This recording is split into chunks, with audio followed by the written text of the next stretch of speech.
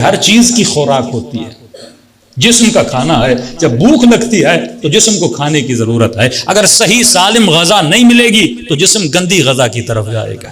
آپ سفر میں جائیں, آپ کو کوئی ہوٹل نہیں مل رہا, لیکن 2 دن سے آپ نے کھانا نہیں کھایا, آپ کو جو ملے گا آپ کھاؤ گے, کیونکہ آپ کو بقا چاہیے, آپ کو بچنا ہے, جسم کو فاسد ہونے سے بچانا ہے, لہٰذا اس پیٹ میں کچھ نہ کچھ ڈالو گے. اس طرح جتنے تمہارے 7 اعضاء ہیں ان کو بھی خوراک کی ضرورت ہے, کھانے کی ضرورت ہے. آنکھوں کی خوراک تصویریں ہیں, کانوں کی خوراک آوازیں ہیں, پیٹ کی خوراک کھانا ہے. لیکن جس طرح تمہارے سامنے 4 کھانے پڑے ہوئے ہوں, مثلا ایک گوشت بکری کا ہے, ایک گوشت کتے کا ہے, دونوں خوراکیں ہیں, دونوں پیٹ میں جانے کی قابلیت رکھتی ہے, لیکن اسلام کہتا ہے وہ کھانا جس سے تمہارے جسم کو شفا ملے, جس سے تمہارے جسم پہ اچھے اثرات ہوں. تو شریعت کھانے سے منع نہیں کرتی, شریعت حدود بناتی ہے. صراط المستقیم کا مطلب یہ ہے ہم تجھے چلنے سے منع نہیں کرتے, لیکن ہم تجھے راستہ بھی دیتے ہیں کہ تجھے کس راستے پہ چلنا ہے. ہم تجھے کھانے سے منع نہیں کرتے, لیکن ہم تجھے بتاتے ہیں تجھے کیا کھانا ہے. ہر چیز تجھے نہیں کھانی, کیونکہ تو حیوان نہیں ہے, تو انسان ہے. میں نے ایک مثال دی تھی کہ مثلا آپ مثال لے لیں بھینس کی.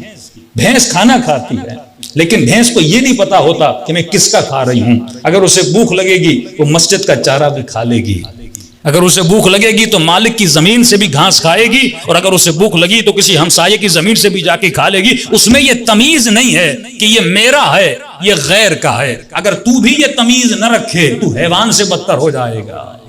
فرمایا فَلْيَنْظُرِ الْإِنسَانُ إِلَىٰ طَعَامِهِ, تو دیکھ کر کھا کہ اپنا کھا رہا ہے یا کسی اور کا حق کھا رہا ہے, کیونکہ میں نے تجھے صاحب عقل بنایا ہے, میں نے تجھے صاحب شعور بنایا ہے. تو انسان میں کھانے سے نہیں روکتا, لیکن میں تجھے تمیز سکھاتا ہوں کہ کھانا کون سا کھانا ہے, کب کھانا ہے, کتنا کھانا ہے, یہ تجھے شریعت بتاتی ہے. اسی طرح آنکھوں کی خوراک تصویریں ہیں. ایک تصویر ہے کربلا کی, ایک تصویر ہے حرم امام رضا کی, ایک تصویر ہے کسی گندی بد حجاب خاتون بے حیا خاتون کی.